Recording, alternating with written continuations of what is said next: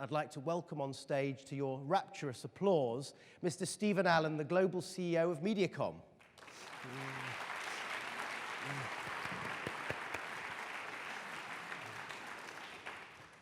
Good morning.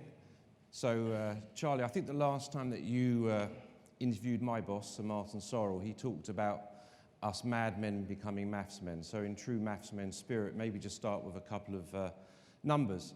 A number that I saw last week that really caught my attention, which was that 50%, by the end of this year, 50% of the world's population will be connected to the internet. And by the end of this year also, in the US, digital media will account for 50% of all advertising expenditure.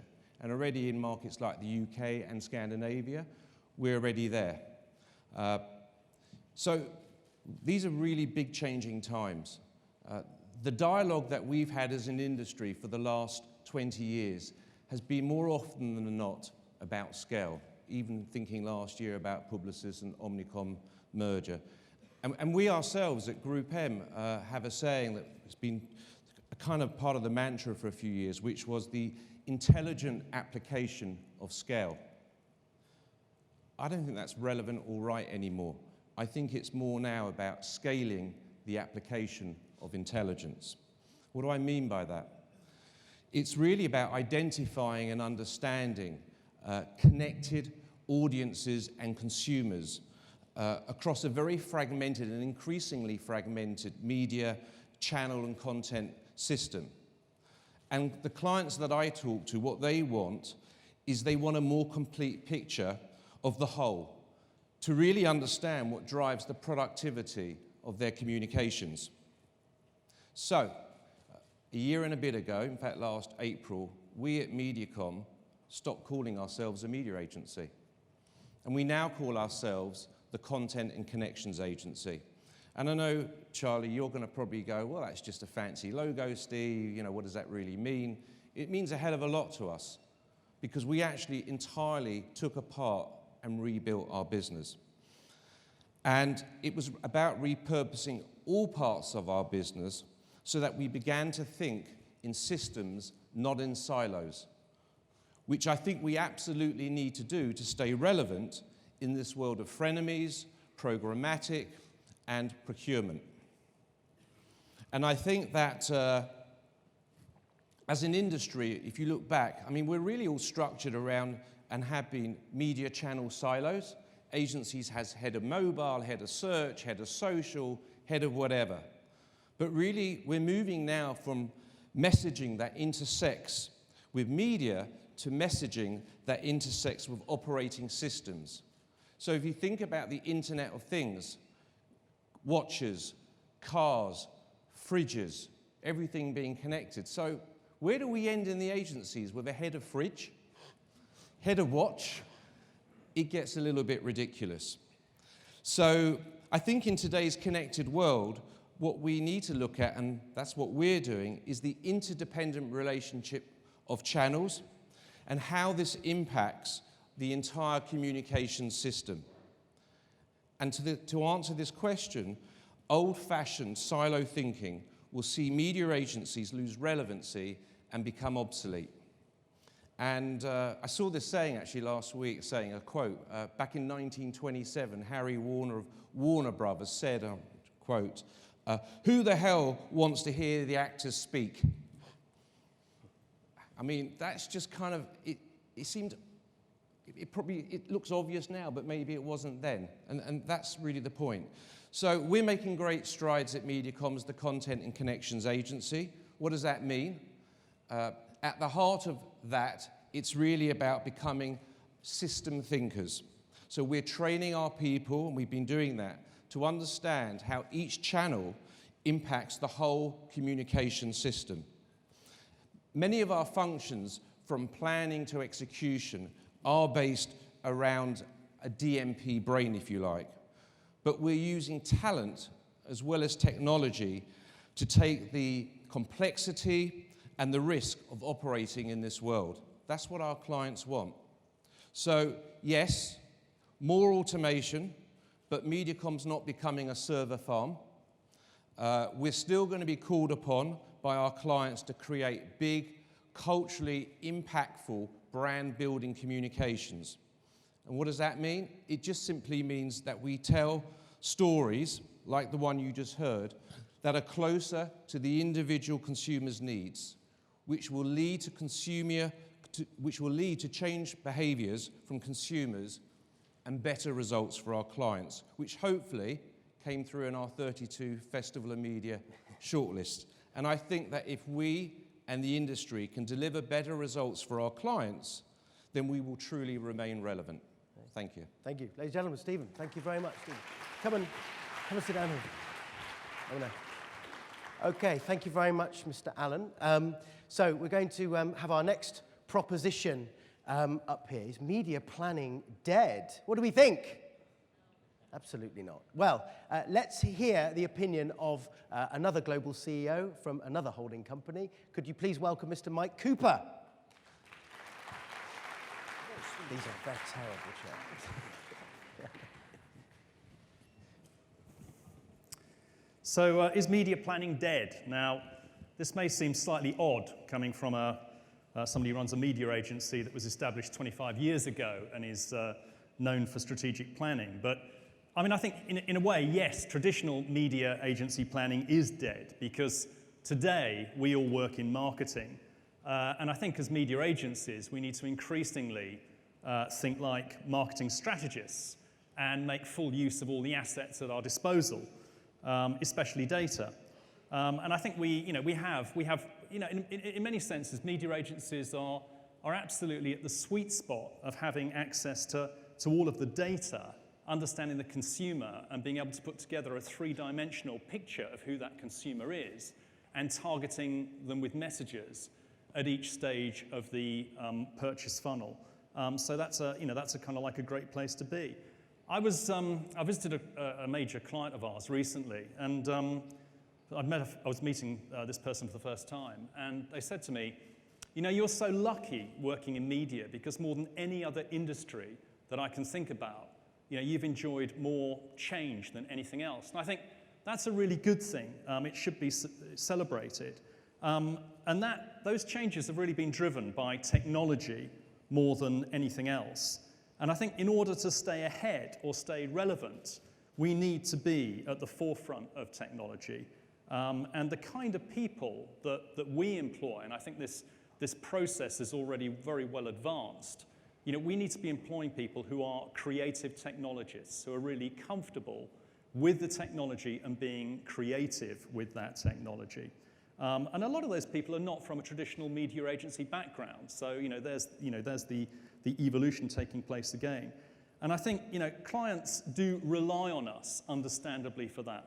There is so much change taking place in our industry that they cannot, I defy anybody in this room to stay with the pace of what's happening all the time in this industry. So they do rely on us an awful lot.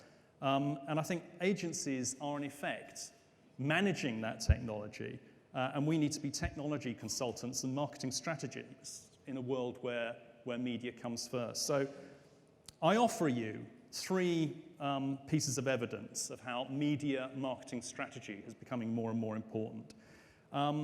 First one of these is world's second largest advertiser, Unilever, launched a new marketing management process a couple of months ago called ART, which stands for Authenticity, Relevance, and Talkability. Now, media is now briefed first before the creative agencies. Media has become an input to the creative process. Now, for anybody who's been working in media for a long time, that is absolutely huge. I mean, it's real recognition of where we are as an industry, that media is key and should come first. Secondly, I think there's real evidence that the media agency business is running at two speeds. You've got data, programmatic, always on, being kind of like managed, where micro decisions are performed automatically. And secondly, super marketing strategists advising clients on communication strategies and how to be innovative in today's technology-dominated environment. So large advertisers are really investing in hiring those specialist skill sets and innovation and technology. And that's because innovation and technology can really result in transformational return on investment. And there's a number of examples of that, and we need to do more of that. Another piece of evidence is just the rise of consultants, and I think that's a sure sign that with this increasing world of complexity, it always creates a greater need for consultancy as advertisers seek understanding. So you think of MediaLink, you think of R3, you think of Ubiquity, Mitch Canner, etc. And lastly, media agency headcounts increased so much in recent years, and the importance of media to holding companies, and the explosion of events and awards around the world. So ultimately, media planning is not dead, but it's more important, and it has to evolve, and it really has to change. There's a much greater need for specialist skill sets in our industry, and we need to take two areas very seriously, I believe. One is communications planning, increasingly, and the second one is creative technologists who can manage that data stream, which is now key to our business. Thank you. Ladies and gentlemen, Mike. Thank you, Mike. Please take a seat. Very good. I hope that you're all thinking about some questions, because this is the purpose of this session, is for you, the delegates here, to ask questions of these agency heads. So I'll be opening up to the floor after our next speaker. And our next proposition, going back to our bravery question from the start, nice link. Could you please welcome the Global CEO of Initiative, Mr. Jim Elms.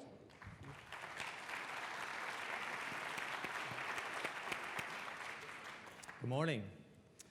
It's a little ironic. I'm really a big coward up here talking about bravery, but I'm going to give it a go. So I'm being brave just by standing here.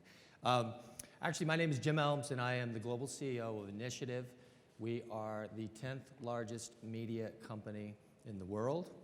I became the CEO about 2 years ago, and what I will share with you is a couple things about that. I came from the strategy side, so it was new for me.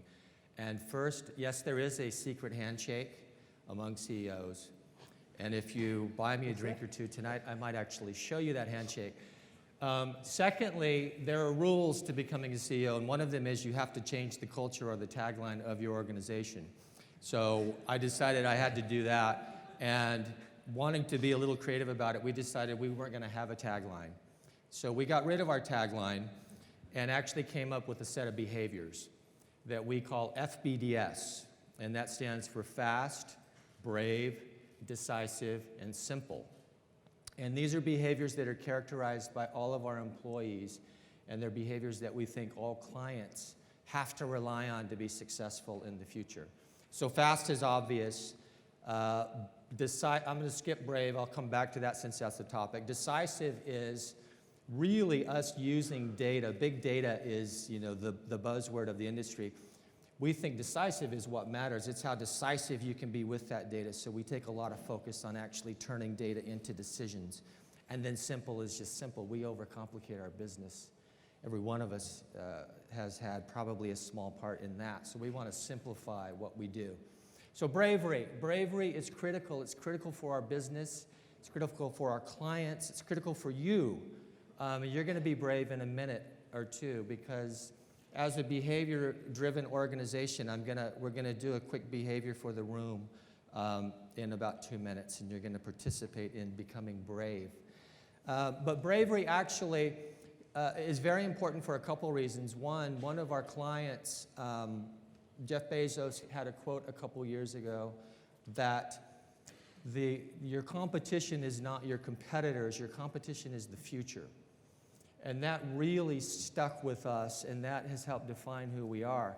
It's critical for us as an agency to understand our competition is much bigger than just ourselves, but it's more important for us to apply that to our clients' businesses, that their competition is something coming. That may not even exist right now. So we apply that in our thinking, and you have to be brave to have those types of recommendations for your clients. Another thing, Clay Christensen's book, Innovator's Dilemma, of course, there are businesses out there that are going to topple us, and one of you might change the very face of the media industry. So we have to be prepared for that. And third, it's all about revenue streams, and it's identifying ways for agencies to make money to become more consultative rather than just buying spots, living on the margins. So what I want to do now is we're doing a few things in the bravery area. We are entering the music business, and you're going to see one of our artists perform tonight at 6. I hope you can join us. But we have partnered with a producer in London. We represent 5 artists. So we are helping and understanding culture through music. We have commissioned an author in China to write a book on the single-child households. So we're working with Amazon DTP and really getting our hands dirty in the publishing field. We're doing a lot in gamification. We're turning that into a practice. We have a couple of clients who are applying that to their global business. So it's a revenue stream for us. And then the last one is acting, which, if you're a brave organization, everyone has to be brave. We challenge ourselves to be brave. So I have to be brave, and I attended an acting workshop in December, which was horrifying. And it was 2 days, and I made it through, and I'm a better person for it. But one of the tips that we did in that was an exercise about intimacy and establishing quick intimacy. So I'm going to ask you all to go through a very small little exercise. I want you to find someone you're sitting next to and turn and face them right now. Yeah, Me too. I'm serious. Yeah, right. Find someone next to you. You probably don't know them, and that's even better.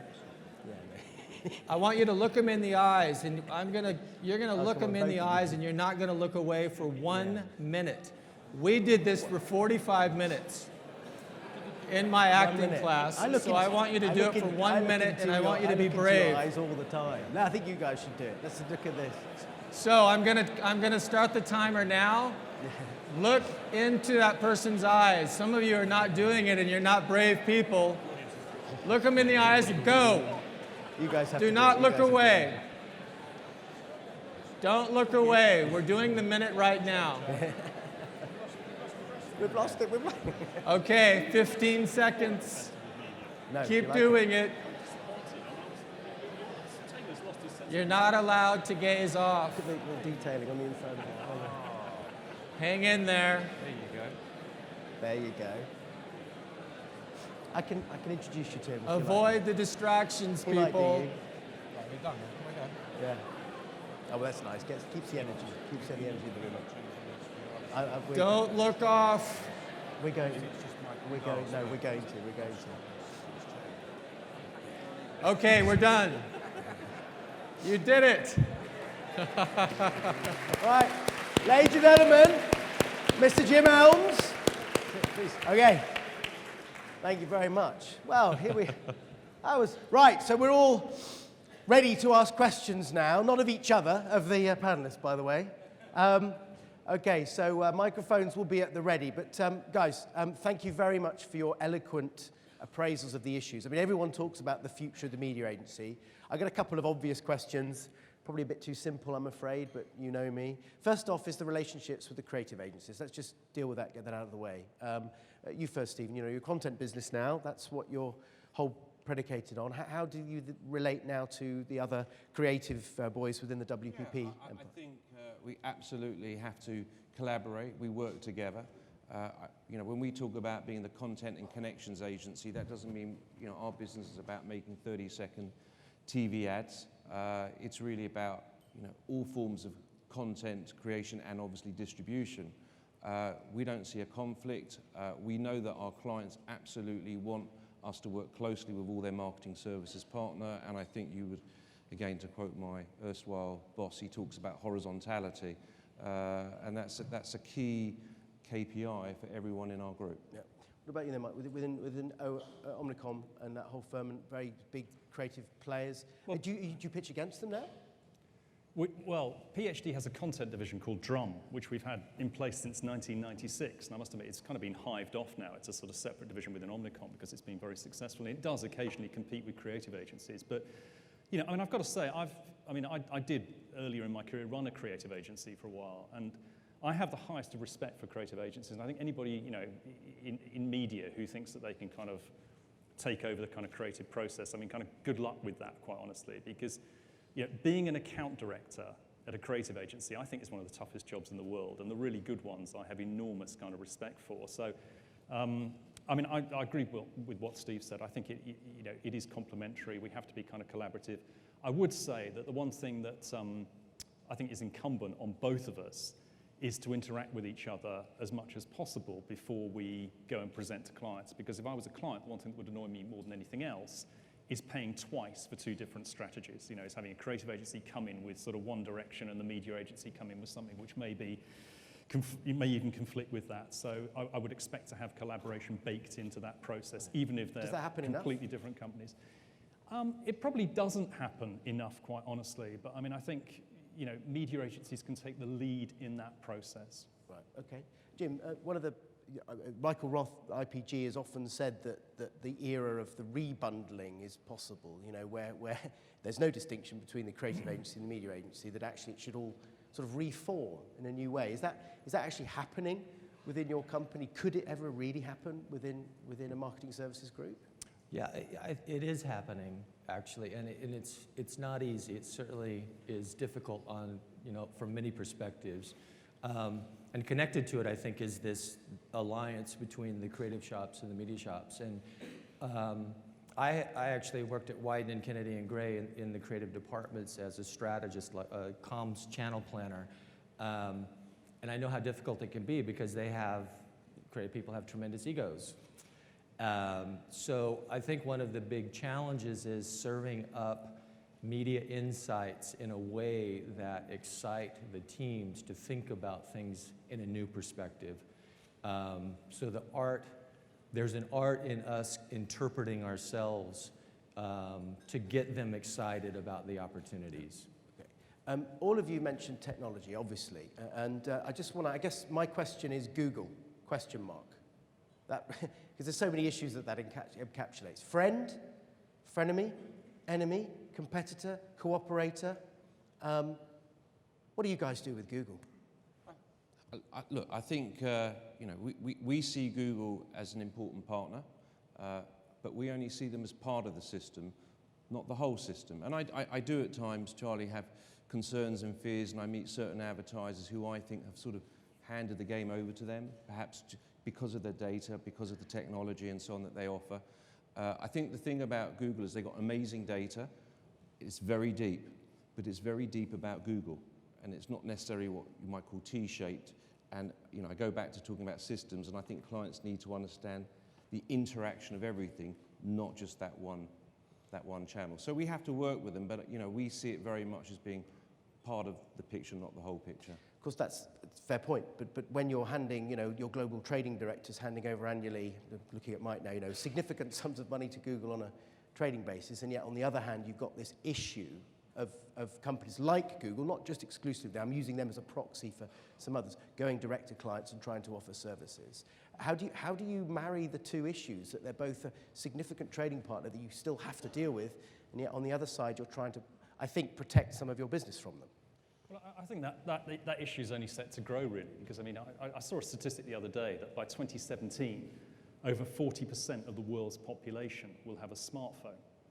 Now, if you think about what you use smartphones for, I mean, sure, use them for email, use them for checking the weather or whatever the hell it is, but you know, what most people use smartphones for is social media.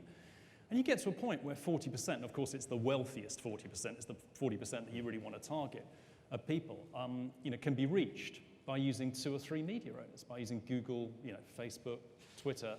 And I mean, that, you know, that kind of, you know, really kind of like concentrates the power. So I mean, you've got, you know, no real kind of choice. I mean, you know, you have to kind of like collaborate with them.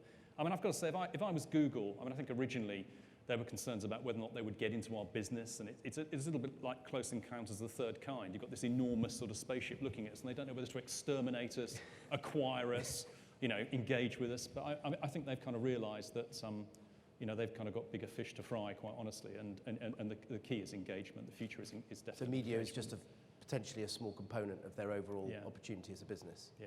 Yeah, okay. Jim, can I move the question on just slightly in terms of just talking a bit more about technology? I mean, I've met many a big global advertiser who are keen to meet directly technology vendors.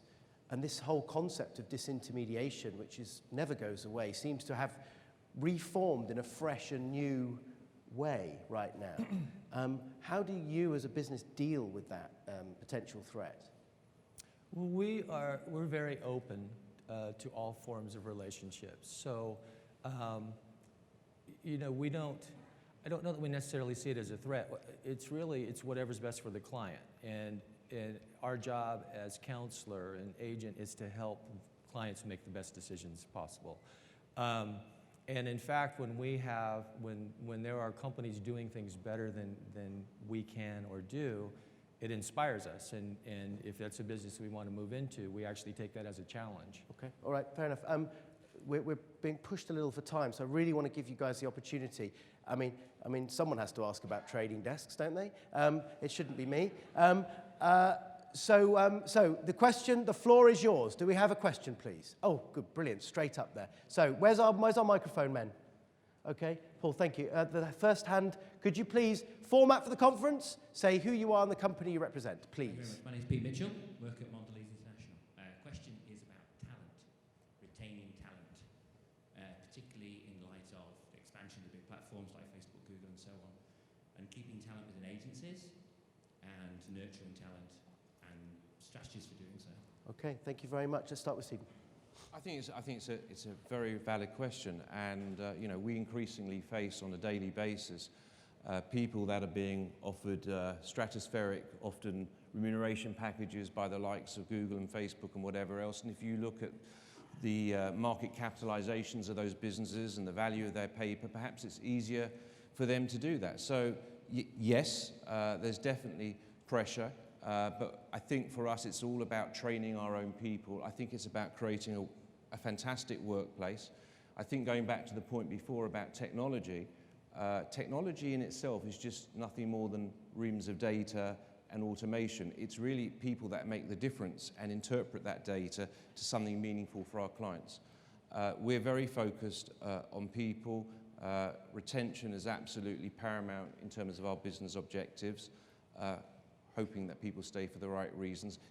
The challenge won't go away, there's no question, because I think if we've got good people, then the likes of Google and others or whoever will certainly come after us. So no longer are we just competing with each other for people. Yeah.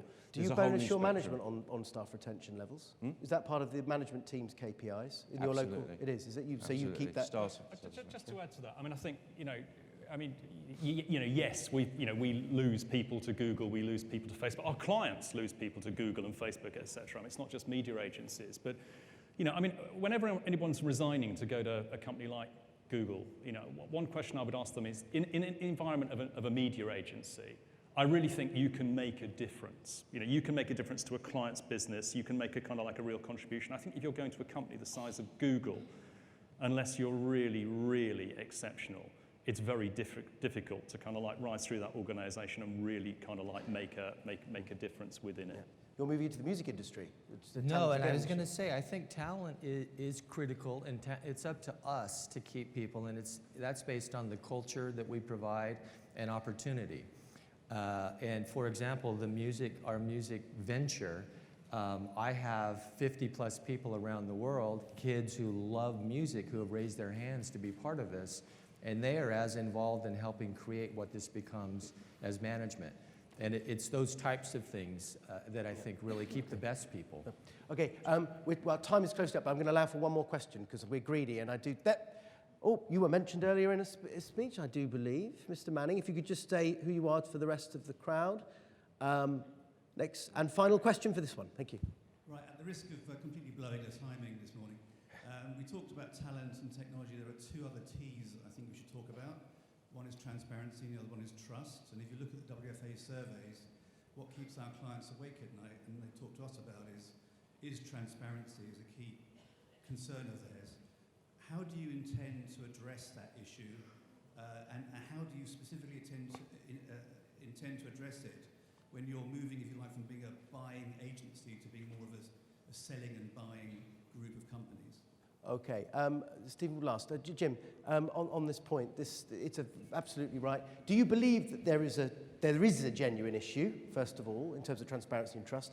If so, what do you think an agency, a media agency, should do about it? That there's a gender issue? That there is an issue. Do you believe there is an issue? Do you think there's a... Yeah, I think absolutely there is an issue.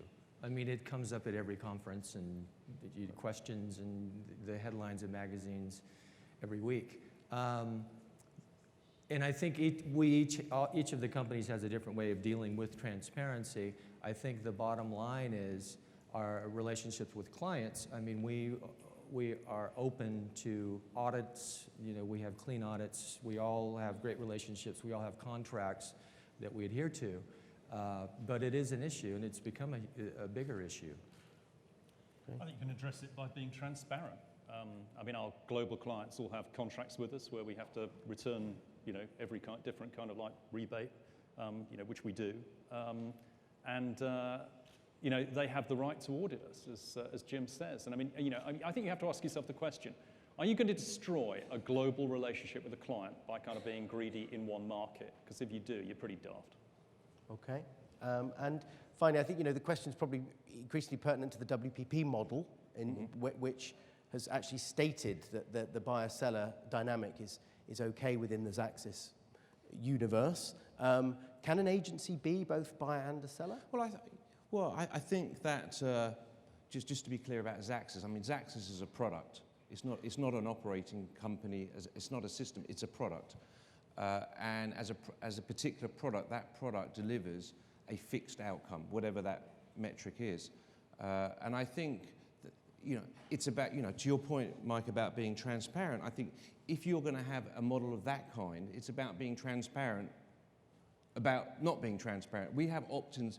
Let me be clear Is that Donald about Rumsfeld? that. We know what we know, but we don't know what we don't know. Where our clients choose, and I use the word choose to use Xaxis because they want that guaranteed outcome, they have to contractually opt in to that product. And there are absolutely no exceptions to that whatsoever.